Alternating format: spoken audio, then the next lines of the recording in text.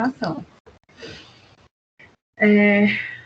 O que vem acontecendo é que, como o AVA está no processo inicial de organização do semestre, ele tem passado por algumas instabilidades, né? Por exemplo, esses links aqui, eu não vou conseguir publicar os links dos vídeos, tá? Que vão para o YouTube. Não vou conseguir publicar agora no AVA. Então, o que eu vou fazer é postar no YouTube e mandar para o Rafa, de repente, que eu acho que ele está atuando mais como representante de vocês, né? E aí mando pelo WhatsApp, porque o AVA está com uma instabilidade, né? Não sei se vocês conseguiram entrar no link da aula hoje pelo AVA. Esse link está disponível lá na aula 1. Esse link sempre vai ficar disponível nessa página da aula 1, mas para quem não conseguir entrar por lá, continua fazendo a entrada pelo WhatsApp, que é o mesmo link, e isso não vai mudar. Né? Uma outra informação que eu queria dizer é que a nossa primeira prática estava marcada para a semana que vem. Né? Infelizmente, a gente não vai conseguir fazer essa prática. Ela era para ser feita no laboratório de radiologia, eu fiz o agendamento e tudo. Só que aconteceu o lockdown, o São Paulo entrou na zona vermelha de novo, né? Então, o que eu ia discutir lá, eu vou trazer para a gente discutir aqui, e aí a gente vai tentar se organizar com práticas em algum outro momento, a gente vai tentar repor essas práticas para que ninguém saia prejudicado. Né? E isso, por exemplo, uma parte disso a gente já vai discutir na aula de hoje. Não pensem que isso é algo que está acontecendo só com vocês, né? Essa questão das aulas práticas é algo que está acontecendo em todas as faculdades, então todo mundo está passando pela mesma dificuldade, né, de querer poder fazer abordagens práticas e não poder em função do momento que a gente está vivendo, que realmente é um momento muito difícil, né, em que existe um alto índice aí de contaminação e aí a gente tem que prezar pela nossa saúde, né. Dessa forma, a nossa aula do dia 17 e provavelmente as outras, as práticas, elas não vão acontecer e a gente vai continuar discutindo aqui dessa forma, tá? Eu vou projetar, eu acredito que já está projetado aí para vocês. Esse material eu ainda não mandei, eu vou mandar hoje mesmo pro e-mail do Rafa, posso mandar pro e-mail da Ellen, e aí vocês compartilham, por favor, entre os colegas, tá? Se tiverem qualquer dúvida, podem me chamar aqui. Se alguém entrar e eu não ver, vocês podem me chamar também. Hoje estamos aqui todas meninas, né? Hoje os meninos não entraram, mas essa aula vai ficar disponível na gravação e aí a gente vai poder assistir lá depois. Bem, muito bem. Então, como eu falei para vocês, existem critérios que são muito importantes quando a gente fala de exames de radiologia pediátrica. E a imobilização, ela acaba sendo a condição primordial para que a gente consiga fazer um exame de qualidade, né?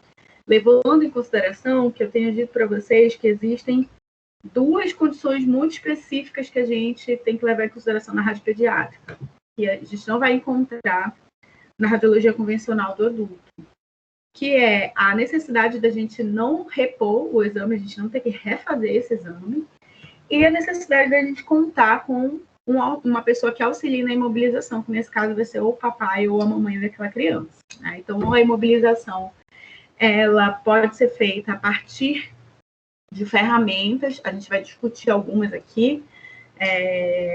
A última coisa que eu queria discutir com vocês era um procedimento de mumificação, que era o que era a nossa aula prática. Então, eu vou tentar mostrar aqui para vocês, através de imagens, como é que isso aconteceria. Então, na imobilização a gente usa métodos, a gente usa equipamentos, né? Na tentativa de tentar parar com aquele movimento da criança, né? A gente precisa conter aquela criança, conter aqueles movimentos nos exames da radiologia pediátrica. E especialmente quando essa criança ela vai ficando um pouquinho maior, se ela der um piti, ela não fica parada de jeito nenhum. E aí a gente tem que lançar mão de instrumentos de contenção, né? Existem várias linhas da pediatria que entendem a necessidade da imobilização, mas não defendem ela de forma muito intensa, porque entendem a imobilização como um procedimento muito agressivo para aquela criança, né? Amarrar a criança, botar ela obrigada para fazer uma coisa que ela não quer, e acaba sendo muito traumático e acaba sendo muito problemático o retorno dessa criança para realizar depois o exame de raio-x novamente. Como é que a gente vai entender o que são os pacientes dentro da sua distribuição de idades? Então, é importante, quando vier lá no nosso pedido, raio-x de lactente, raio-x de neonato, né? O que é cada uma dessas categorias em relação à faixa etária dessas crianças, né? Então, a nível de informação, né? Lembrem que essa disciplina a gente trata todas as questões associadas à pediatria. A gente chama de lactente, né? Aquele nenenzinho que está, em geral, sobrevivendo do leite materno, criança de 0 a 1 ano de idade. Mas o neonato, né, o recém-nascido, é aquele que tem até 27 dias de vida, né? Por que não está padronizado 30 dias? Só aceitar aqui quem está entrando. É o Rafa. Por que não está padronizado 30 dias? Porque aqui a gente entende como um ciclo mensal, que seria de 28 dias. O que a gente vai classificar como em primeira infância? Aquela idade que vai dos 12 meses da criança, né? Ou seja, ele deixou de ser um lactente e virou uma criança, dos 12 meses até 3 anos. E os pacientes pediátricos são todos aqueles que se incluem desde o nascimento até ele fazer 12 anos de idade, tá bom? Então, ficar atento quanto a isso, né? Especialmente nessa questão de primeira infância, que existem questões de concurso que as pessoas podem se confundir quanto a isso. Então, a primeira infância, ela vai até os 3 anos de vida. Eu já venho discutindo várias vezes isso com vocês aqui. Por que há uma necessidade muito grande de fazer imobilização na radiologia pediátrica? Porque as crianças, especialmente as crianças mais jovens, né, elas não têm uma consciência muito evidente de que elas não podem fazer movimentos, né? Aquelas que são mais velhinhas, né, especialmente aquelas que têm 3, 4 anos, que já olham para você com alguma admiração, ou com algum cuidado, ou com algum respeito e até medo, é possível fazer esses exames tratando ela como adulto, explicando para ela, olha, isso aqui pode ser feito desse jeito, vai ser rapidinho. Quando eu pedir para você encher o peito já, você enche, respira bem grande, e essa criança vai te ajudando, né? Obviamente, algo que deve ser levado em consideração sempre na prática da imobilização e da realização dos exames pediátricos é a observação dos fatores de exposição reduzidos, né? Então, significa que a quilovoltagem desse paciente, desse exame, independente de qual é a técnica que a gente está usando, ela vai ser uma quilovoltagem mais baixa, né? Então, a gente vai diminuir a energia deste feixe, porém, a gente vai aumentar a corrente, né?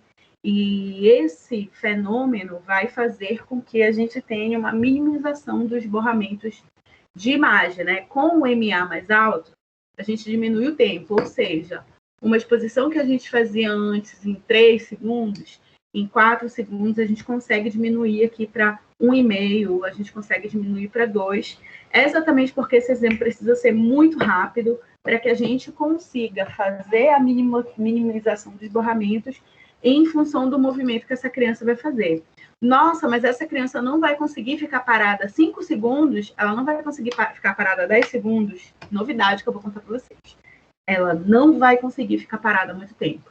Então, a gente tem que aproveitar o máximo de tempo que a gente tiver, e por isso, essa informação aqui, ela é uma informação muito relevante. Opa, não sei por que não ocorreu. A gente tem que usar um tempo curto e um MA alto para minimizar o borramento da imagem, especialmente porque a criança se movimenta, né? O fator de exposição reduzida que a gente vai trabalhar aqui nesse momento é uma exposição de KV reduzido. Então, se o MA vai alto, o KV ele vai baixo, né? Aqui, lembrem sempre disso, tá? Aqui a gente está falando da corrente. Aqui a gente está falando da corrente que vai gerar aquele feixe. E aqui a gente está falando de energia. A gente está falando da energia do feixe. Tudo bem? Vamos lá.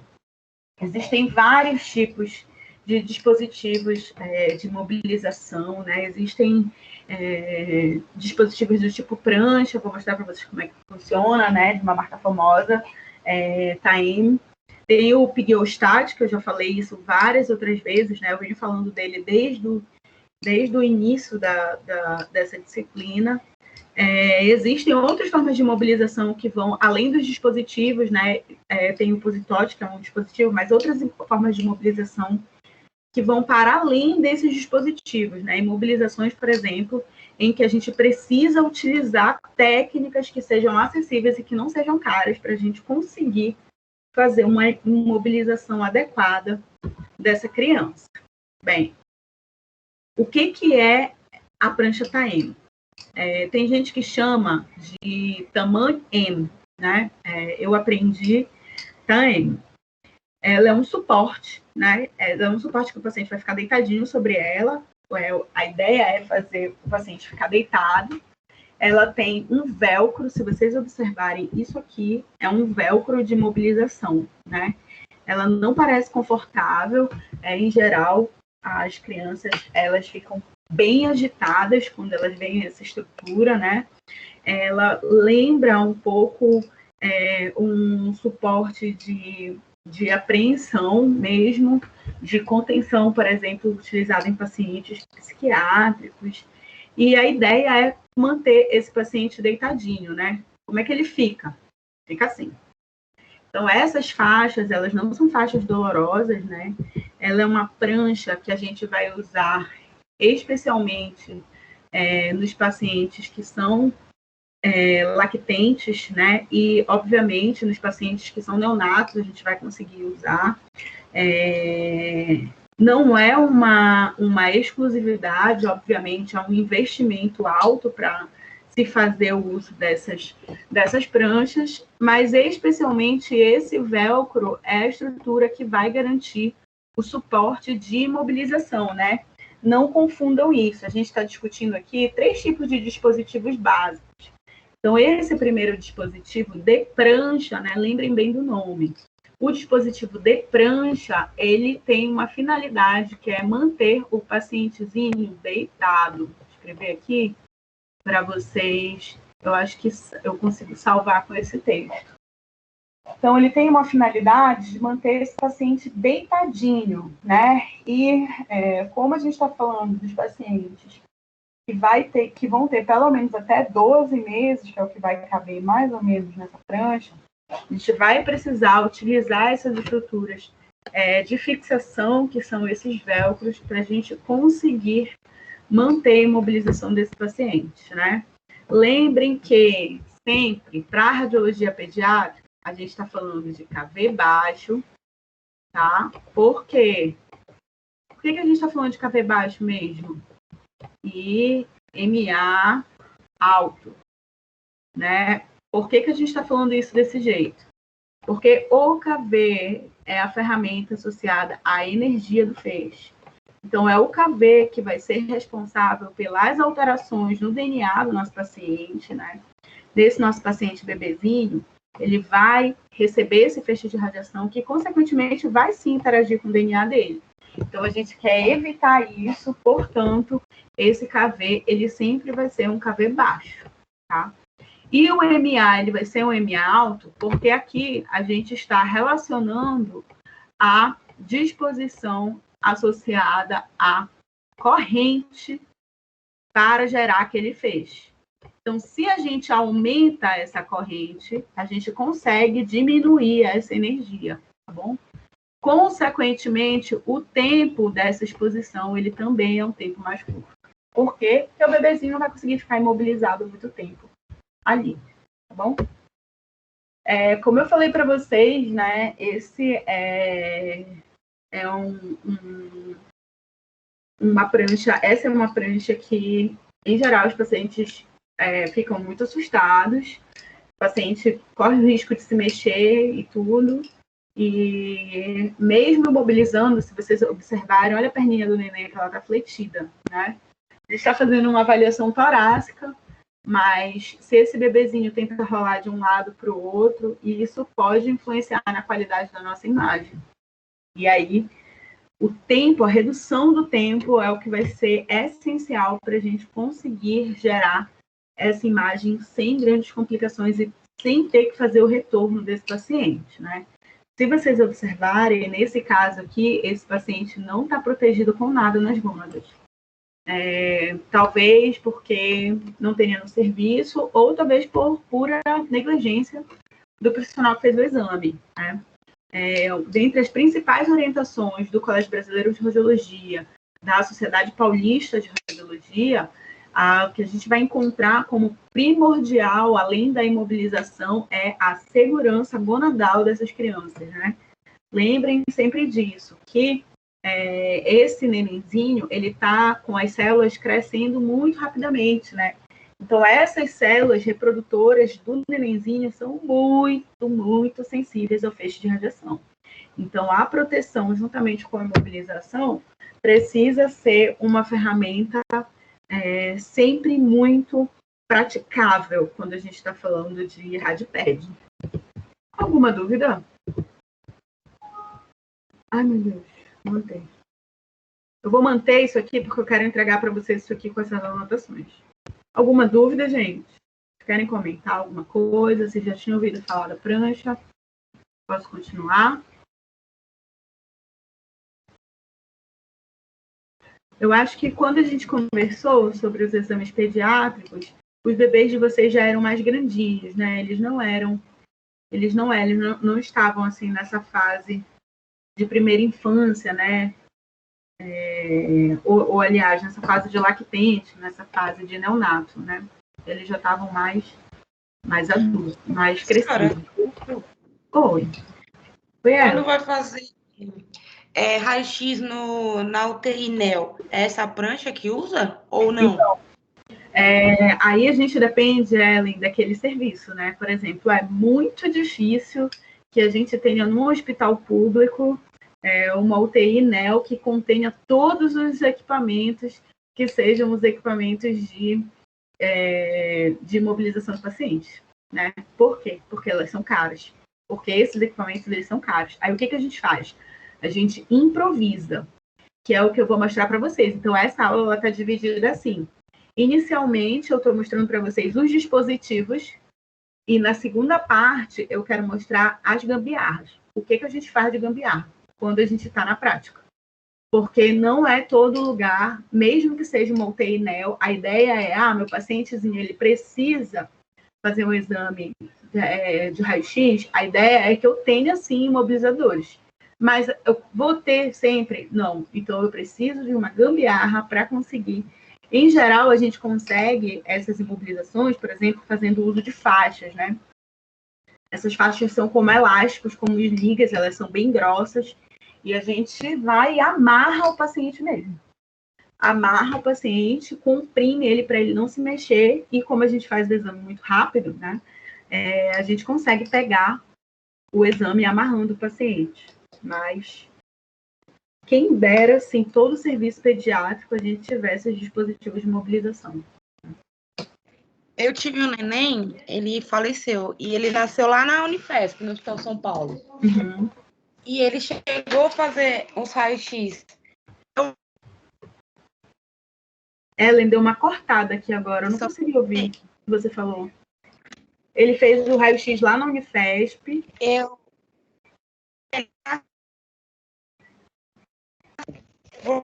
faço tratamento. Ai, Ellen, quase não escutei o que você falou. Você pode repetir? Que a internet ficou ruim de novo. Eu faço tratamento lá na Unifesp. Agora. Uhum. E aí o neném lá, e aí ele fez bastante isso. E eu não lembro se ele ficava nessa maca, por isso que eu perguntei. Pois é. Provavelmente, Ellen, a Unifesp deve ter algum dispositivo, porque é uma UTI NEO muito... É uma UTI NEO lá muito estável, a pediatria ela é muito forte, mas eu quero dizer, por exemplo, aqui no Hospital Heliópolis, a UTI NEO do Hospital Heliópolis, que fica aqui na zona leste. Obviamente, essa UTI não tem esse dispositivo. Né? Falando de hospitais mais com situações mais deficitárias, a gente não vai encontrar esse tipo de dispositivo, mas é diferente do Hospital da Unifesp, do Hospital da USP, né? São instituições de respeito, assim, muito grandes, né? Diferentes. Beleza? Beleza. É porque eu acho que ele ficou mesmo parecia uma caminha para fazer o raio-x. Parecia uma caminha de acrílico. Pode ser que lá tenha mesmo. Muito bem. Essa é a prancha TANEM. Eu mexi aqui sem querer. Essa é a prancha TANEM que a gente vai encontrar para esses pacientes que são esses pacientes, né, neonatos, esses pacientes que são esses pacientes mais bebês, né? Quando o paciente vai ficando mais velho, a gente consegue encontrar um outro tipo de aparelho. Aqui não dá para a gente ver direito, mas esse aparelho é muito famoso, que foi criado por essa empresa nos Estados Unidos. Foi criado por essa empresa nos Estados Unidos. Essa empresa mesmo se chama Pig-O-Stat, né? Então, Pig-O-Stat. E a gente vai ter esse dispositivo. Esse dispositivo é um dispositivo cilíndrico, né? Em que ele tem uma base, que é essa parte aqui de baixo, que ela é uma base móvel. Ou seja, a gente consegue levar isso para todo lado, para fazer raio-x móvel, para fazer raio-x, de repente, no leito, se o nosso paciente houver necessidade dele, né? E isso aqui é uma forma para que a gente consiga fazer isso aqui, um exame especialmente um exame de posterior anterior de tórax, né? Então, por exemplo, se a prancha TANEM é para a gente utilizar para fazer um paciente que seja um paciente que precisa fazer em decúbito, né? Esse paciente precisa estar deitado, o PIG-O, ele surge para que a gente consiga fazer o exame de PA de tórax adequadamente. Por que eu digo adequadamente? Porque o posicionamento principal do exame de raio-x de tórax é o paciente com os bracinhos levantados para cima. Então, a gente vai ter aqui a cabeça do paciente e ele vai estar com os braços levantados para cima, né? Ou ele vai estar com o bracinho aqui na cintura. Ele vai fazer esse movimento para que a gente consiga ter a abertura aqui da região pulmonar desse paciente. Então, o braço dele ele vai estar movimentado, expansivo, ou ele pode colocar o braço na cabeça. E é isso que a gente vai conseguir com esse posicionamento aqui. Então, a gente vai ter aqui, inicialmente, essa base, né? Aqui a gente tem um assento. Esse assento é bem aqui, assim, essa coisa bem aqui, é um assento. É onde esse paciente, ele vai deitar, né? Ele deita aqui nessa região, nesse assento, bem aqui. E o bracinho dele vai conseguir ficar para cima, porque tem uns encaixes. Aí eu vou mostrar para vocês como é que funciona esse encaixe. O bracinho dele vai ficar para cima. E a gente vai conseguir atender as crianças que são maiorzinhas, né? Até 2 anos de idade. Olha aí como é que ele vai ficar. Ele fica tipo envelopado. E para nossa facilidade, a perninha dele ficar pendurada. Vocês estão vendo aqui, olha. A perninha do neném pendurada, né? Esse aqui já é um bebezinho que já tem mais de 2 anos, com certeza. Um bebezinho maiorzinho. Ele ficando nessa posição, a gente tem toda uma expansão que vai acontecer da caixa torácica dele. Então, o PIG-O facilita muito para que a gente consiga fazer a realização de um exame de raio-x de tórax mais adequadamente nessas crianças, né? Existem uma série de marcadores, esses marcadores são exatamente para a gente conseguir marcar qual que é o lado direito, qual que é o lado esquerdo, né? Especialmente porque a primeira geração desses equipamentos não estava vinculado com equipamentos de radiologia digital, né? Hoje a gente consegue utilizar esses equipamentos de mobilização, lembrando que eles são completamente independentes do tipo de aparelho, tá? Eles são só equipamentos de imobilização. Então, eles podem ser utilizados tanto na radiologia convencional quanto na radiologia digital. Então, antigamente, na radiologia convencional, a gente precisava, né, desses marcadores para a gente conseguir identificar qual que era a região que a gente estava tratando, qual que era o lado direito, qual que era o lado esquerdo, né?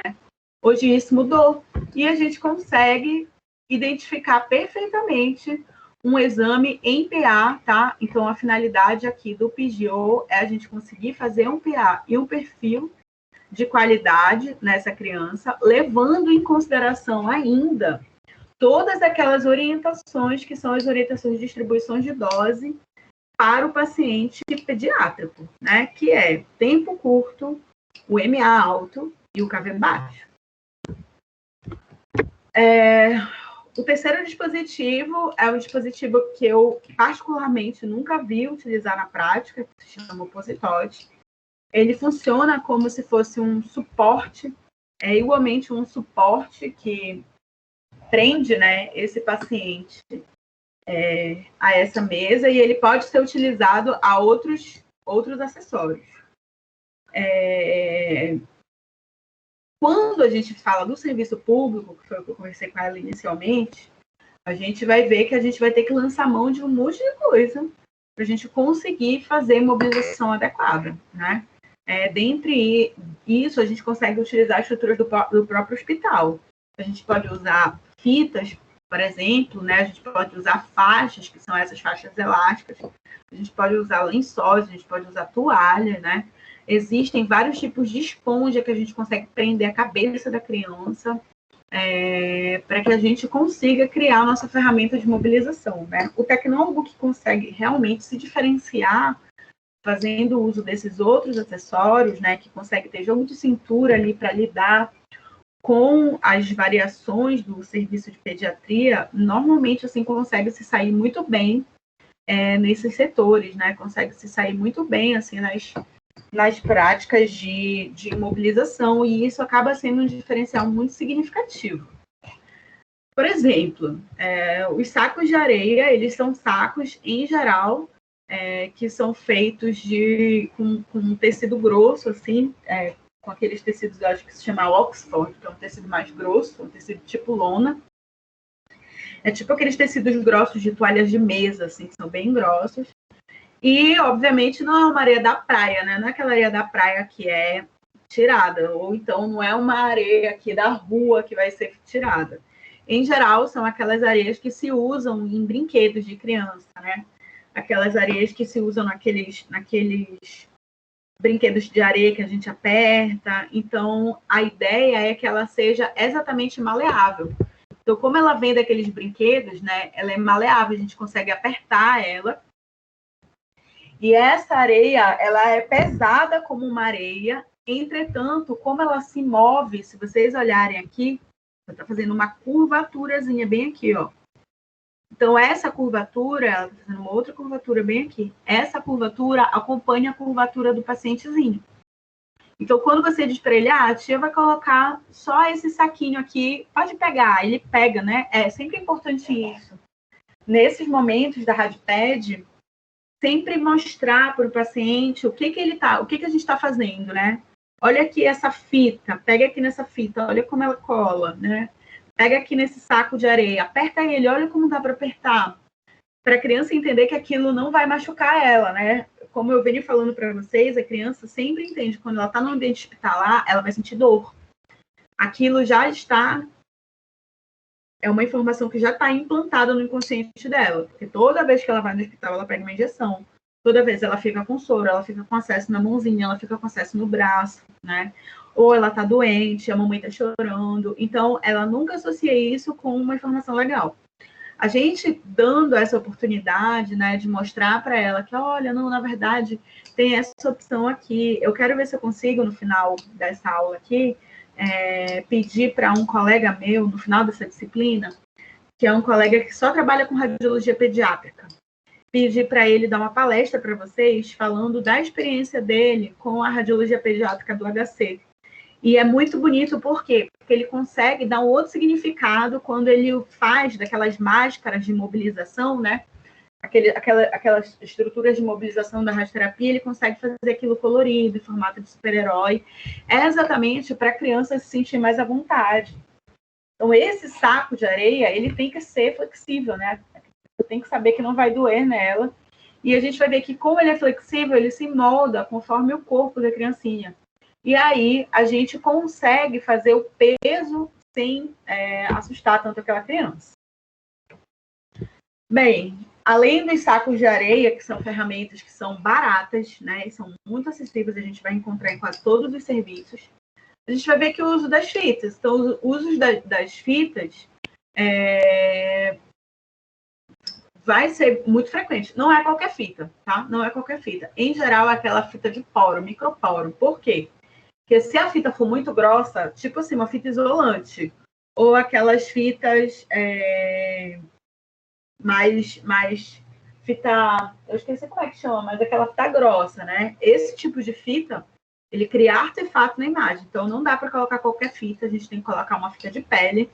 Essa fita de pele são aquelas fitas pós-cirúrgicas, em alguns casos, aquelas fitas crepe que são fininhas, né? Que são mais fininhas. Bem, a gente consegue fazer o uso de algumas malhas, né? Esse uso de malhas, eles são variados, dependendo do tipo de criança que a gente estiver usando. A gente mede a fita, a gente mede a utilidade, a gente usa a fita conforme a sua medida. Então, por exemplo, para crianças pequenas, olha aqui, crianças pequenas, a gente usa fita que é de 8 milímetros. Isso está padronizado numa lei nacional? Não. Isso aqui é prática. Para crianças que são lactentes e pequenas, a gente usa essa de 8 centímetros. Para as crianças que são um pouquinho maiores, a gente usa de 10 centímetros. Então, essa fita, que é uma fita de malha, ela é uma fita em que a gente vai fazer com que esse paciente, né, aqui nesse caso, a gente está tentando fazer uma avaliação de raio-x de tórax da criança, mas veja o desespero da criança, né? Essa criança, ela precisa ficar posicionada, as pernas dela estão uma em cima da outra aqui, como se fosse uma sereia, né? Essa organização da bandagem, da fita, com o pé de sereia, é exatamente para não dar movimentação para essa criança rolar. Obviamente, essa criança não anda ainda, mas ela tem força de fazer movimentação, de movimentar o tronco. Então, a gente precisa imobilizar ela de uma forma que a gente não tenha essa movimentação, né? Essa faixa, ela não pode estar muito apertada, ela precisa estar apertada de uma forma que fique confortável para a criança, né? A gente não pode também provocar dor na criança ou provocar uma luxação, deslocar, de repente, um osso por conta da pressão que vai estar sendo feita, né? E aí essa criança, ela vai ficar bem presa pela faixa, e a gente consegue fazer a realização do exame. Alguém quer falar? Vou manter aqui. Alguém ligou o microfone para falar aqui alguma coisa? Não, fui eu, professora. Eu Oi, ia perguntar da imagem, eu consegui arrumar o microfone aqui, mas aí apareceu para mim, é porque tinha tocado meu telefone na hora, e aí travou tudo. Ixi, a tua internet que tá ruim, Rafa, hoje? Não, minha internet tá boa, era o meu microfone, arrumei o microfone, só que aí na hora que a senhora tava falando, tocou o telefone aqui. Tá tranquilo. Aí tá sumiu bem. a imagem. Ixi, mas já voltou, né? Agora já. De boa. Qualquer coisa pode chamar aí que a gente conversa. Bem, as faixas de compressão, em geral, elas são as que são mais utilizadas quando a gente está falando de imobilização de criança, né? Por quê? Porque ela é barata. É muito, muito, muito simples, assim. E essa faixa, quando a gente utiliza ela juntamente com os sacos de areia, a gente consegue, que é o que a gente está vendo nessa imagem aqui, a gente consegue um efeito bem bom, né? A criança fica desesperada e existem esses imobilizadores. Alguns desses imobilizadores são feitos de isopor e esponja, né? Isso aqui não fica endurecido na cabeça da criança, é mais para manter o posicionamento. E todas essas estruturas, elas são estruturas específicas de um hospital pediátrico, né? Então, se é específico de hospital pediátrico, essa mesa, não existe uma mesa, um raio-x pediátrico. Então, todas as estruturas, elas são adaptadas, se vocês olharem aqui, elas estão presas na mesa. Elas são adaptadas para um raio-x que se torne um raio-x pediátrico. Então, a gente prende esse paciente com a faixa de compressão, né, que não é a mesma coisa que a faixa de malha, tá? A faixa de malha, ela é amarrada no corpinho do paciente. A gente vai, por exemplo, se for para amarrar o membrinho inferior dele, a gente faz o pezinho de sereia. Faz o pezinho de sereia numa posição que seja confortável, amarra ele na própria faixa. Ah, como é que é? Tem que um nó específico? Não, passa a faixa, passa, e quando chegar do outro lado, só dobra lá para dentro, né? Lembra que é muito rápido que a gente vai fazer, a gente não quer traumatizar a criança. A faixa de compressão, ela já está adaptada na mesa. E existem faixas que se adaptam até no topo da mesa para a gente conseguir prender a cabeça do neném. Se vocês olharem todas as fotos que a gente está vendo, e eu quis, essas fotos algumas foram um amigo meu que me enviou, que tem muita experiência na radiologia pediátrica. É exatamente mostrando as crianças em muita angústia, né? Porque mesmo que não sinta dor, mesmo que seja rápida, as crianças ficam muito angustiadas. Por exemplo, essa criança aqui, ele tem mais de 4 anos de idade, né? E a gente fala que, em geral, o paciente que tem mais de 3 anos, ele ajuda na imobilização. Isso não é totalmente verdade, né? Às vezes, a gente tem que lançar mão, inclusive, disso aqui, dos blocos, né? Os blocos, a estruturação externa deles é de metal. E essa estruturação, ela está aderida aqui na mesa. Ela está presa na mesa. Mas por dentro aqui, se vocês olharem, tem tipo um travesseiro, né? Tem tipo uma esponja aqui. E essa esponja, ela comprime, né, a cabeça da criança para evitar a rotação do tronco. Então, se a gente for observar essa criança aqui, essa criança está com pelo menos 3 imobilizações. Eu vou mostrar para vocês. A gente está... Vocês conseguem ver que tem 3 imobilizações aqui? Essa aqui é a primeira. Aqui na cabeça, ela está imobilizada com um bloco. Aí, aqui, deixa eu ver que tem outra imobilização. O que é essa imobilização aqui? Essa que está bem aqui, esse outro que está bem aqui. É uma segunda imobilização. Que imobilização é essa? É a do saco de areia? É a areia. E tem uma terceira imobilização aqui. Vocês estão vendo aqui? Que ele está todo amarrado. Essa imobilização aqui se chama mumificação. Mumificação, tá? A mumificação, ela é uma imobilização muito usada, porque ela é muito famosa também. As crianças odeiam a mumificação. Por quê? Porque ela fica toda imobilizada, parece uma múmia, né? Então, em alguns casos, mesmo com a criança mais grandinha, entendendo o que você está falando, vai ser necessário utilizar mais de um procedimento para a imobilização dessa criança. Então, aqui, num caso muito simples, aqui era um raio-x de tórax. Não foi possível fazer em ortostase, em pezinho. Essa criança teve que ficar totalmente mumificada, com um saco de areia em cima e com a cabeça imobilizada para a gente conseguir fazer uma imagem em antero-posterior dela. Imagina, né? Então, não é porque a criança é maiorzinha que ela vai colaborar com você, né? Na verdade, a gente, inclusive, vai ter que aprender a lançar mão de várias estratégias, né? A nossa aula prática era muito nesse sentido. A gente ia ter 2 modelos de crianças, né? Ali, um boneco e uma criança maiorzinha, para a gente treinar várias estratégias de mobilização dos exames de rotina, especialmente para avaliação de tórax, né? Essa acaba sendo 80% dos casos de indicação das crianças na PED, na RadPED, é a avaliação de tórax, né? Por quê? Por que será que a principal indicação que a gente vai encontrar na radiologia pediátrica é raio-x de tórax? Por que vocês acham? Porque a criança fica muito doente, né? Com tosse. Né? Muito doente, muito gripado, o tempo inteiro gripado, o tempo inteiro doente, catarrenta, né? E isso é muito comum. Na aula passada, eu falei que existe um órgão específico que a gente consegue acompanhar a forma dele no raio-x. Qual era o órgão? Qual era o órgão na infância que a gente conseguia acompanhar, assim, muito evidente no raio-x? Lembram? Esqueci o nome, mas é aquela... Uma glândula? Ou é órgão mesmo? É um órgão. Na região cardíaca, e depois quando Isso, cresce... é o timo, né? É o timo. Isso, tinha esquecido o nome.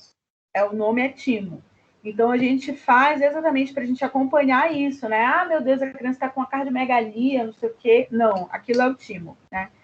E, às vezes, com a falta de bom posicionamento dela, ela se mexendo muito, isso acaba piorando muito a situação e o time acaba ficando até maior do que é. Né? Bem, por último, mas não menos importante, eu queria mostrar para vocês esse exame aqui, essa ferramenta aqui. Né? É difícil a gente falar assim, mas eu quero que vocês sejam muito sensíveis comigo, assim, para entender os passos da mumificação.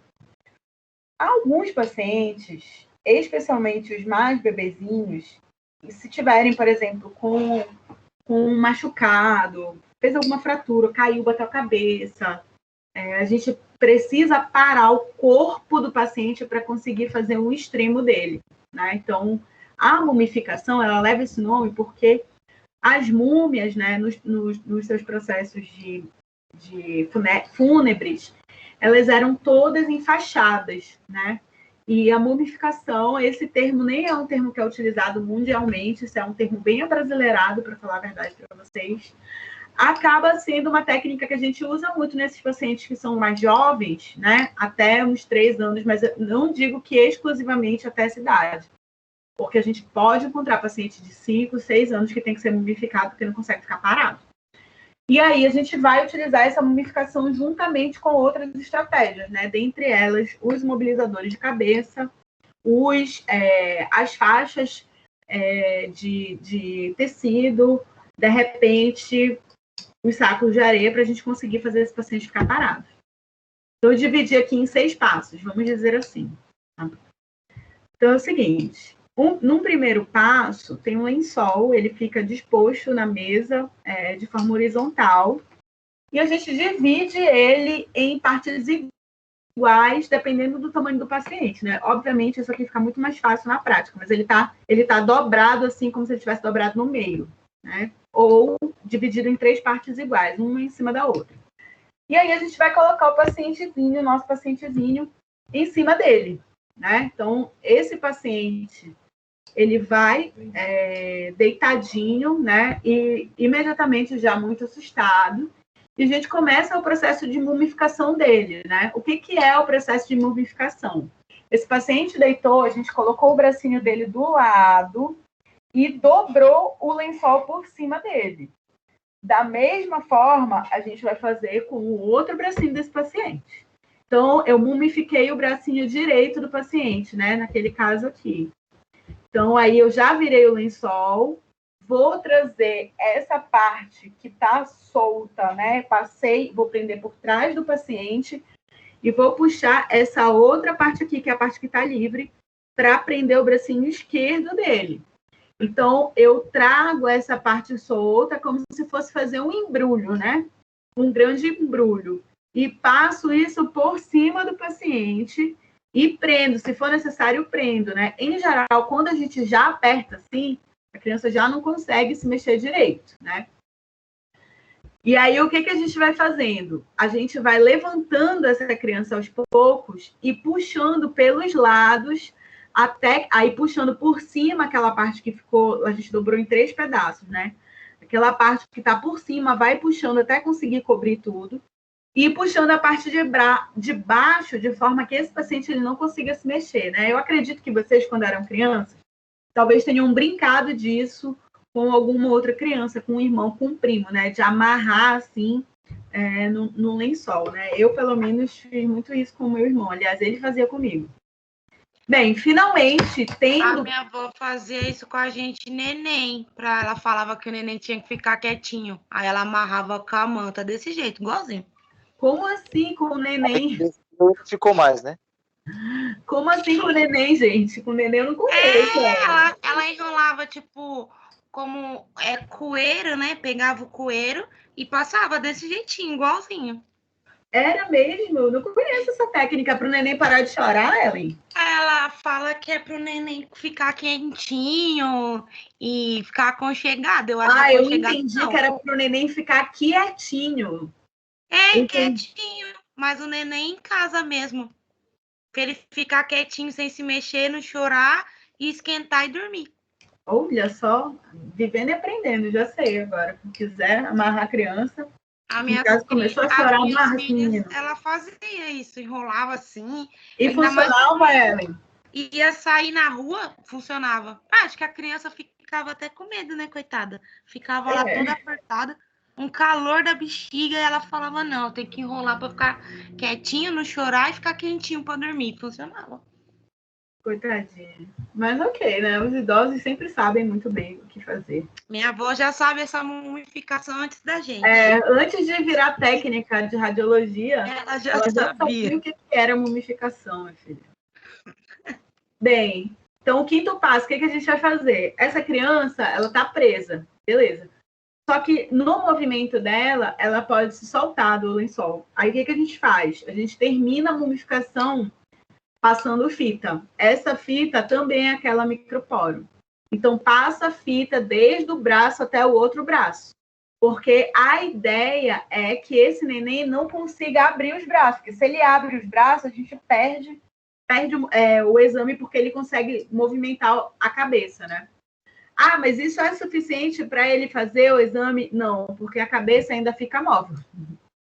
Aí o que a gente faz? A gente prende todo ele, prendeu em cima, vai prender embaixo, terminou de mumificar ele. Em geral, se a gente não tiver o imobilizador de cabeça aqui, a gente vai pedir para a mamãe ficar só com o dedinho aqui do lado, nas orelhinhas, assim, ó. Só segurando, só direcionando só um tiquinho, sem fazer força, né? Às vezes acontece de sair o dedinho dela no exame, mas é necessário para que a gente consiga fazer a avaliação do crânio desse neném adequadamente, né? Essa criança aqui, por exemplo, é uma criança grande e não foi flexível para fazer o exame, né? Não conseguiu ficar parado. O que a gente faz? Mumifica. Ah, mas a clínica vai permitir? Sim, né? A mumificação, ela é uma técnica que é aceita, né, pelas escolas. Ela é uma técnica que é bem descrita, né? As pessoas sabem que tem que fazer a realização da mumificação. Como é que é feita a imobilização nos outros lugares, né? Bem, tomografia e ressonância, a gente já conversou sobre isso. São setores que fazem os exames radiológicos. Se o paciente não colabora, esse paciente precisa ser sedado, né? É difícil a gente conseguir fazer com que a criança acordada colabore, né? Especialmente, por exemplo, fazer uma ressonância que é demorado, cansativo e barulhento, a criança fica assustada. E aí, o que a gente vai ter? A gente vai ter um médico anestesista, e esse anestesista, ele vai garantir a medicação para esse paciente, acompanhar todo o monitoramento cardíaco do paciente, acompanhar a saturação do paciente, até a hora que ele sair da anestesia, né? Em geral, é seguro fazer anestesia em criança. O negócio é que a gente prefere não fazer, né? Se tem a opção de não fazer, por que fazer? Então, por isso que o diálogo, a conversa com a criança é fundamental para a gente conseguir fazer com que ela fique flexível a essa imobilização, né? Já mostrei isso para vocês, mas isso são outras imagens de setores aqui do Brasil que facilitam, né? Então, tomógrafos que têm estrutura assim, diferenciada.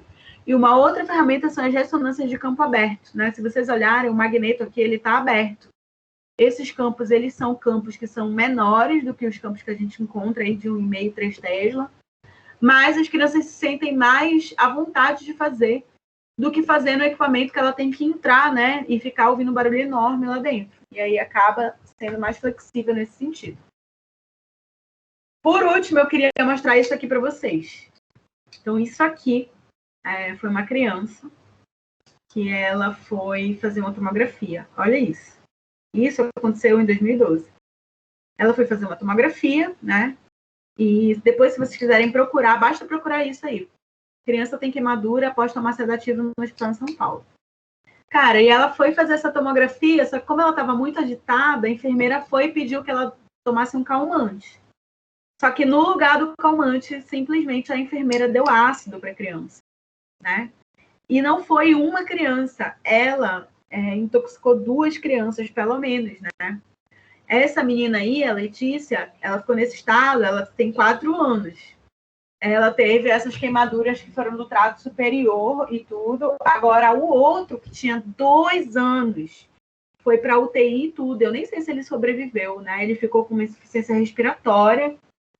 em função do medicamento que ele tomou. Então, quando ela tomou esse anestésico aí, teoricamente, esse calmante, imediatamente ela já se assustou, né? Não conseguiu fazer a tomografia, imediatamente já se assustou, começou a cuspir aquilo e tal, ninguém entendeu. Minutos depois ela começou a ficar com essa queimadura nessa proporção. Olha só esse absurdo. Então, a gente tem que tomar muito cuidado, né, com o procedimento que é feito em criança, porque corre o risco, sim, de que algo aconteça, né? A gente nunca sabe. Então, tudo tem que ser feito com muita cautela, né? Todos os procedimentos para que a gente não corra o risco de levar essa criança a um acidente desnecessário. Isso aqui era completamente evitável, né? Pelo amor de Deus, imagina queimar a criança desse jeito. Isso foi acidente, professora, ou foi proposital da enfermeira? Não, isso foi um acidente. Ela pegou a droga trocada. Ela deveria pegar um medicamento, ela pegou outro. Ah, bom. E Mesmo ela assim. administrou em 2 crianças. Imagina só o nível do absurdo, né? Administrou isso em 2 crianças. Acho que vocês encontram essa matéria por aí. Eu vou enviar logo por e-mail para vocês isso aqui. E vou mandar também o link dessa matéria, que eu acho que é interessante. Se tem alguma dúvida, gente, vou parar a gravação aqui.